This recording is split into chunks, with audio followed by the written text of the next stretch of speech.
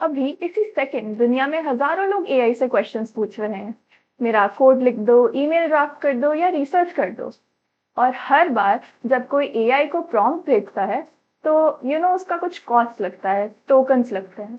ज्यादा नहीं, लेकिन उसका स्केल इतना मैसिव है कि ये आज टेक इंडस्ट्री की सबसे इंटरेस्टिंग फाइनेंशियल स्टोरी बन चुकी है।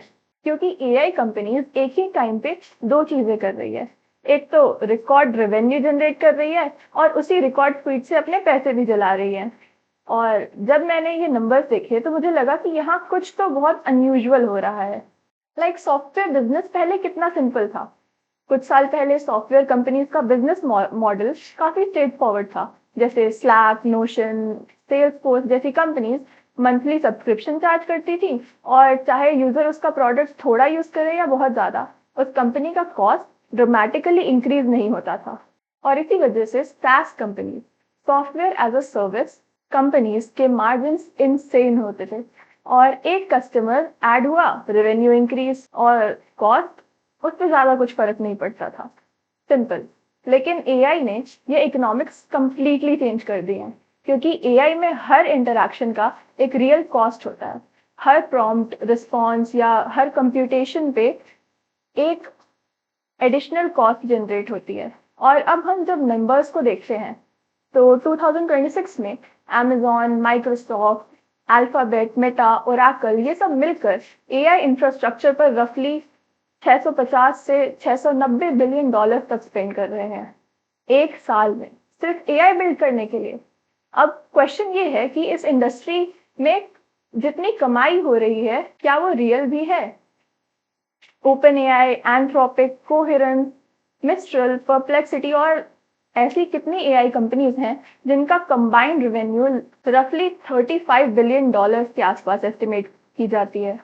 जैसे ओपन एआई अकेले 20 बिलियन डॉलर्स, एंथ्रोपिक लगभग 9 बिलियन डॉलर्स, और बाकी सब मिलाकर कंपैरेटिवली काफी छोटा अमाउंट है।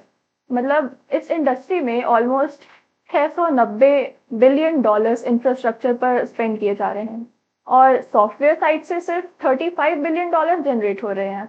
तो एक तरह से देखा जाए तो हर $1 इंफ्रास्ट्रक्चर के एक्सपेंडिचर पर सिर्फ 4 सेंट्स का रेवेन्यू आ रहा है। और वही सबसे बड़ी कंसर्न की बात है। क्योंकि सबसे इंटरेस्टिंग बात यही है कि इनका एक्चुअल प्रॉफिट कौन बना रहा है। जैसे ओपन एआई, एंथ्रोपिक, ये सब सिर्फ मॉडल बिल्डर्स हैं, एआई एजेंट के मॉडल्स बनाते हैं, और इनके मार्जिन्स में काफी ज्यादा प्रेशर है। ओपन एआई की ग्रॉस मार्जिन 40% से गिरकर 33% पर आ गई है, और एंथ्रोपिक की कॉस्ट भी एक्सपेक्टेड से काफी ज्यादा निकली। लेकिन इस चेन को अगर नीचे देखो तो TSMC, जो दुनिया के सबसे ज्यादा एडवांस एआई चिप्स को मैन्युफैक्चर करती है, उसके अराउंड 50% नेट प्रॉफिट मार्जिन है।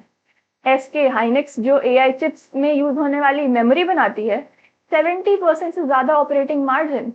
यानी अगर सिंपल लैंग्वेज में बोले तो सोने की खदान खोदने वाले ज्यादा स्ट्रगल कर रहे हैं, और फावड़ा या शवल बेचने वाले काफी ज्यादा पैसे छाप रहे हैं। तो अब आता है एजेंटिक एआई। बहुत लोग बोलते हैं कि एआई और सस्ता होता जा रहा है, और टेक्निकली ये बात सही भी है, लेकिन हर टोकन पर टोकन कॉस्ट काफी नीचे आती जा रही है। और इसमें एक प्रॉब्लम है, हम एआई को एक सिंपल चैटबॉट की तरह यूज करना बंद कर रहे हैं। हम लोग अब एआई से कोडिंग करवा रहे हैं, रिसर्च करवा रहे हैं, और मल्टीपल एजेंट्स रन कर रहे हैं, मल्टीपल स्टेप्स परफॉर्म कर रहे हैं। एक नॉर्मल चैट मैसेज की कॉस्ट कुछ फ्रैक्शंस ऑफ सेंट्स में हो सकती है, लेकिन एक कॉम्प्लेक्स एआई कोडिंग टास्क जो कि मल्टीपल टोकन्स यूज कर सकता है, मिलियंस ऑफ टोकन्स यूज कर सकता है, और सेवरल डॉलर्स तक उसकी कॉस्ट पहुंच सकती है। तो इस प्रोसेस में क्या हुआ कि टोकन्स की प्राइसेस गिरे, लेकिन उससे जो यूजेज है वो और 1000 गुना बढ़ गया, और इसका रिजल्ट टोटल बिल बढ़ गया। तो इसी फाइनेंशियल लूप को काफी इंटरेस्टिंग वे से देखा जा रहा है।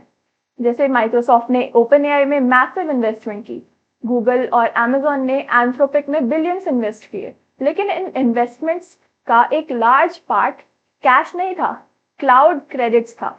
मतलब स्टार्टअप को कंप्यूट क्रेडिट्स मिले, और स्टार्टअप उन्हीं क्रेडिट्स को यूज करके इंफ्रास्ट्रक्चर खरीदता है, और रेवेन्यू फिर वापस हाइपर स्केल के इकोसिस्टम में आ जाता है। इसलिए बाहर से ग्रोथ नंबर्स तो बहुत इम्प्रेसिव लगते हैं, लेकिन एक्चुअल डिमांड पिक्चर को समझने के लिए और डीपर देखना पड़ता है। और एंटरप्राइजेस का एक्सपीरियंस, यहाँ भी रियलिटी थोड़ी सी डिफरेंट है।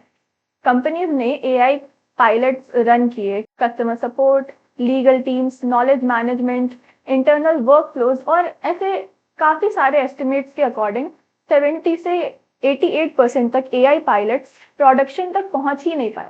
और इसका रीजन एआई खराब नहीं था, उसका डेटा खराब था। डेटा इतना स्कैटर्ड, इतना डुप्लीकेटेड था कि सिस्टम्स कनेक्टेड ही नहीं हो पा रहे थे। और इससे भी interesting, actual AI model cost के प्रोजेक्ट्स में टोटल बजट का सिर्फ 5 to 10% था, और बाकी का पैसा डेटा क्लीनअप, इंटीग्रेशन, इन सब में जा रहा था। इसलिए बिजनेस मॉडल भी बार बार चेंज हो रहा था। तो पहले कंपनीज बोलती थी कि unlimited AI usage, fixed monthly subscriptions, ये सब चीजें, लेकिन प्रॉब्लम ये है कि अगर एक यूजर पूरा दिन एआई एजेंट्स रन करे तो कंप्यूट कॉस्ट कॉन्टिन्यूसली बढ़ती रहती है, और इसी वजह से industry gradually usage based pricing की तरफ मूव कर रही है। मतलब आपने जितने टोकन यूज करे आप उसके पैसे दो।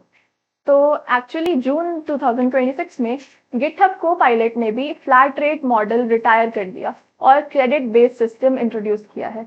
तो सिंपल वर्ड्स में सॉफ्टवेयर सब्सक्रिप्शन अब धीरे धीरे इलेक्ट्रिसिटी बिल जैसा दिखने लगा है। तो जितना यूज करो उतना पे करो। लेकिन इसमें असली बेट क्या है? मुझे लगता है कि एआई इंडस्ट्री का सबसे बड़ा चैलेंज टेक्नोलॉजी नहीं है। टेक्नोलॉजी तो ऑलरेडी इतनी मैसिव, इतनी इंप्रेसिव हो चुकी है। चैलेंज है अडॉप्शन।